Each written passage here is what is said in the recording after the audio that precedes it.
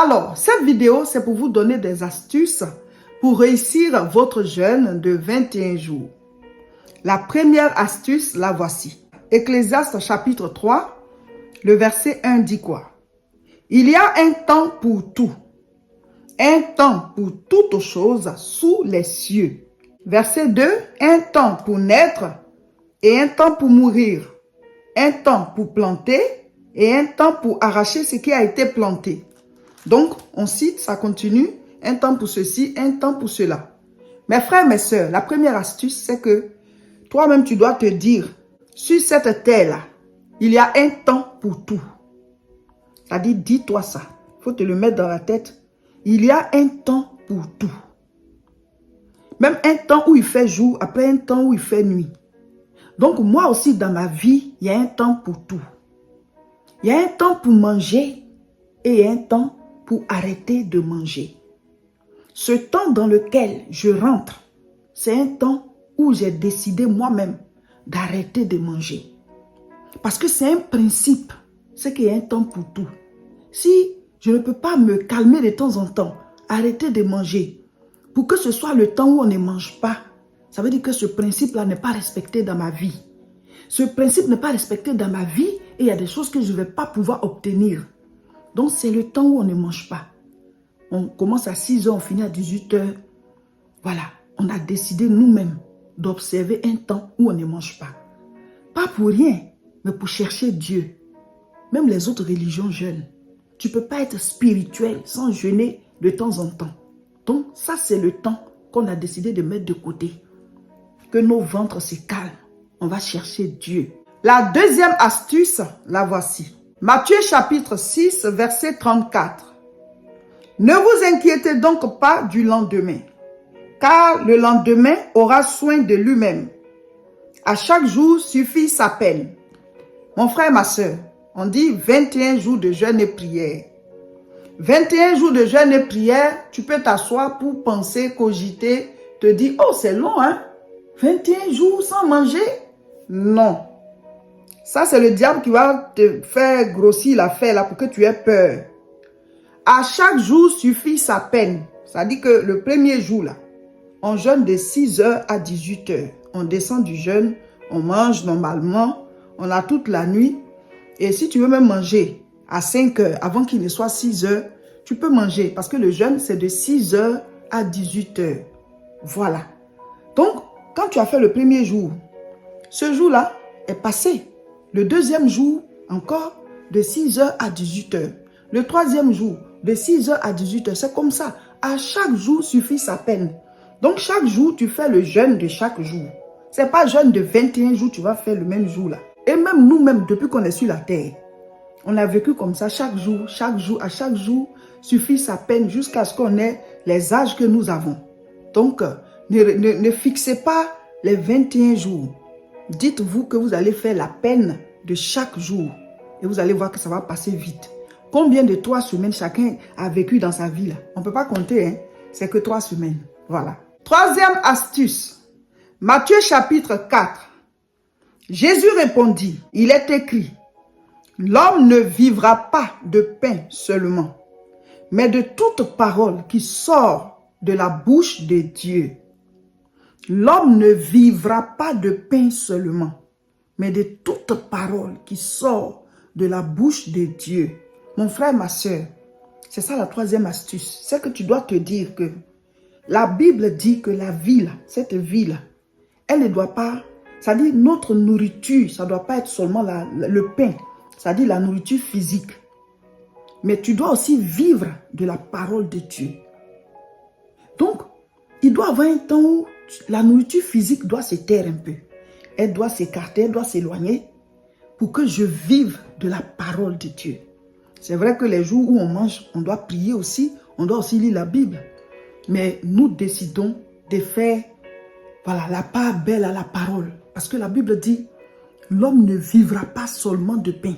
C'est-à-dire que si tu ne vis que de pain, ça veut dire que ta vie n'est pas complète. Si tu ne vis que de la nourriture physique, ta vie n'est pas complète. Tu dois aussi vivre de la parole de Dieu. De toute parole qui sort de la bouche de Dieu. C'est-à-dire la parole écrite. la parole écrite est la parole de la révélation que Dieu va te donner. Ta vie va être complète avec toutes ces paroles-là. Ce que tu lis, ce que tu écoutes dans les enseignements, et puis ce que Dieu lui-même il te révèle. C'est pour cela que souvent, on doit s'éloigner du bruit pour être dans la présence de Dieu. C'est-à-dire tu es au travail, mais ton esprit est dans la présence de Dieu. À l'heure où tu mangeais là, tu prends ce temps-là, cette heure-là pour méditer, pour prier, sans déranger quelqu'un. Mes frères, mes sœurs, si nous voulons vivre réellement, nous devons vivre et de pain et de la parole. Donc ce temps-là, c'est le temps où on veut donner la place à la parole. Parole écrite, parole de prédication pendant le jeûne et parole pendant tes prières. Dieu, il va te parler. Dieu va te parler de ta vie. Il va te donner des directions. Dieu va te dire des choses que tu dois laisser. Il va te parler parce que notre vie ne doit pas être basée que sur la nourriture, mais aussi sur la parole de Dieu. Une autre astuce, lisons dans Jean chapitre 4 à partir du verset 31. Pendant ce temps, les disciples le pressaient de manger, disant, « Rabbi, mange !» Alléluia. Mais il leur dit, « J'ai à manger une nourriture que vous ne connaissez pas. » Donc ici, Jésus et ses disciples sont en train de parler. C'est le jour où Jésus parlait avec la Samaritaine. Ses disciples étaient allés chercher à manger et quand ils sont venus, ils l'ont trouvé en train de parler avec la Samaritaine. Et la suite, c'est qu'elle allait chercher les gens de la ville pour leur dire de venir et que quelqu'un lui a dit tout ce qu'elle a fait. Donc pendant ce temps-là, les disciples disaient au Seigneur, puisque eux ils sont allés chercher à manger, ils ont mangé, mais lui n'a pas encore mangé. Il n'a pas encore mangé, ils lui disent, mange, mange, Rabbi, maître. Rabbi, ça veut dire maître, mange. Et lui, il répond en disant que il a à manger une nourriture que eux ils ne connaissent pas. Mes frères, mes soeurs, ça veut dire quoi? Jésus était en jeûne. Donc, ce n'est pas seulement les 40 jours de jeûne qu'il a fait là. Il jeûnait de temps en temps. Et peut-être parce que il fallait qu'il soit vraiment connecté, parce qu'il y a un miracle qui devait se passer. Quelque chose devait se produire. Vous voyez? Donc, il fallait qu'il soit connecté. Il est Dieu, mais là, il est sur la terre, dans un corps humain. Il faut qu'il soit connecté à la puissance du royaume. Il faut que sa connexion avec le Père soit fluide. Parce qu'à chaque moment, il doit produire des résultats. Donc, quand on est dans le jeûne, les gens vont peut-être vous inviter à manger ou bien la tentation va venir. Il faut te dire que, comme Jésus, j'ai à manger une nourriture que le monde ne connaît pas. Alléluia. J'ai à manger une nourriture que le monde ne connaît pas. Voilà, ce n'est pas une nourriture physique. Ils ne vont pas voir. Mais en fait, tu es en train de manger. Tu es nourri spirituellement. Tu es en train de recevoir des forces pour accomplir certaines choses. Pour que des portes s'ouvrent. Tu es en train de dégager de la puissance de manière spirituelle. Une autre astuce, c'est dans Actes chapitre 1. Nous lisons le verset 3. Après qu'il eut souffert, il leur apparut vivant et leur en donna plusieurs preuves, se montrant à eux pendant 40 jours et parlant des choses qui concernent le royaume de Dieu. Alors, ce qui nous intéresse, c'est la première phrase. Après qu'il eut souffert, il leur apparut vivant. Donc ici, le Seigneur Jésus-Christ, il est passé par la croix. Il a souffert. On l'a frappé. On a déchiré ses vêtements. On l'a cloué à la croix. Après qu'on aura souffert dans le jeûne et la prière, parce que le jeûne, c'est pas aisé, hein? Voilà. Donc c'est une souffrance. Mais c'est une souffrance qu'on accepte. Pas que Dieu nous demande ça, mais on veut affaiblir la chair pour être plus proche de Dieu, pour qu'il nous parle, pour qu'il nous donne des idées, pour qu'il se révèle à nous, pour qu'il nous guide. Amen. Donc, on va souffrir, c'est vrai, mais nous allons rentrer dans une nouvelle dimension. Après la souffrance, on va paraître vivant. Amen. Maintenant, il y a quelques astuces qu'on a l'habitude de donner. Voilà, par exemple, le révérend dit que quand tu es en jeûne et puis tu as faim, parce qu'il peut arriver un temps où tu as très faim, c'est là qu'il faut prier. C'est-à-dire, même si tu es au travail, tu ne vas pas prier pour que les gens t'écoutent, qu'ils se demandent ce qui se passe. Mais c'est une saison. C'est-à-dire que commence à prier dans ton esprit là-bas pour ton sujet clé. Là où tu as faim là. C'est comme si le diable t'invite à descendre du jeûne. Il te tente.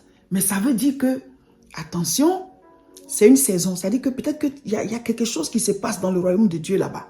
C'est une ouverture. Donc quand tu as faim, quand tu fais le jeûne et puis tu as faim, le révérend dit, c'est là même, il faut prier même. Confie tes sujets. Ça sera exaucé. C'est une saison. Voilà pourquoi le diable te donne la faim à ce moment-là. Donc envoie le sujet en même temps. Voilà. Maintenant, quand tu es dans le jeûne, ça peut arriver que Satan, il te propose d'arrêter le jeûne. Il peut te tenter ou bien te décourager.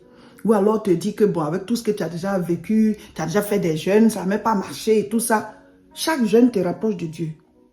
Souvent on dit, ah, depuis là, j'ai tiré la corde dans la prière, mais je ne suis pas exaucé. Mais ça dépend de la longueur de la corde. Et Dieu, là, il n'y a pas une prière qui reste inutile. Hein. Il y a des sujets où l'exaucement arrive tout d'un coup. Et il y en a, il faut que la coupe déborde. Mais on ne sait pas à quel moment. Mais quand ça déborde là, mais l'exaucement va te surprendre.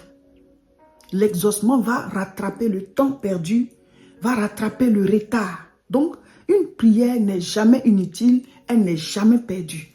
Donc, Satan va te dire non, il va te décourager, il faut laisser tomber, tu as déjà jeûné, hein, tu as déjà fait des jeûnes, est-ce que la situation s'est améliorée? Ou alors, tu n'as jamais jeûné, mais depuis là, tu pries. Ou alors, il va te dire, mais tu as faim, pourquoi se fatiguer comme ça dans cette affaire? Non, ne l'écoute pas. Quand c'est comme ça, là, va sur nos chaînes. Tu écoutes les enseignements, tu écoutes voilà, les messages qu'on a donnés avant le jeûne, les messages des jours passés, si on est au milieu du jeûne. En tout cas, édifie-toi, accroche-toi pour que tu ne puisses pas céder. Et puis, tu peux mettre la Bible audio, tu peux lire le verset du jour. Et puis, pense à nous tous qui sommes dans ce train, dans cette ambiance spirituelle, dans ce mouvement en train d'aller vers cette gloire. Donc, le diable va t'empêcher de prier. Mais ne t'occupe pas de ça. Parce que il faut que la lumière soit dans ta vie. Il faut que la puissance soit là. Il faut que tu avances. Il faut que tes sujets soient exaucés. Donc, pense à nous tous qui sommes dans le programme et dis-toi que nous sommes en train d'aller vers la manifestation de la gloire de Dieu. Donc, tenez ferme. Allons jusqu'au bout du jeûne. Parce que chaque jour du jeûne, il y aura des choses qui vont s'ajouter dans votre vie et des choses qui ne devaient pas être dans votre vie qui vont être ôtées pour que chacun de nous manifeste la gloire de Dieu. Et surtout, ne faites pas le jeûne sans prier. Quand vous priez, vous êtes connecté. Quand vous avez un petit temps libre, lisez le passage du jour, voilà le chapitre du jour, écoutez les enseignements qu'on a déjà mis en ligne, priez, édifiez-vous par des cantiques. Voilà, il y a beaucoup de cantiques d'adoration. En tout cas, laissez-vous conduire par le Saint-Esprit. Nous allons vivre un moment merveilleux encore pendant 3 semaines.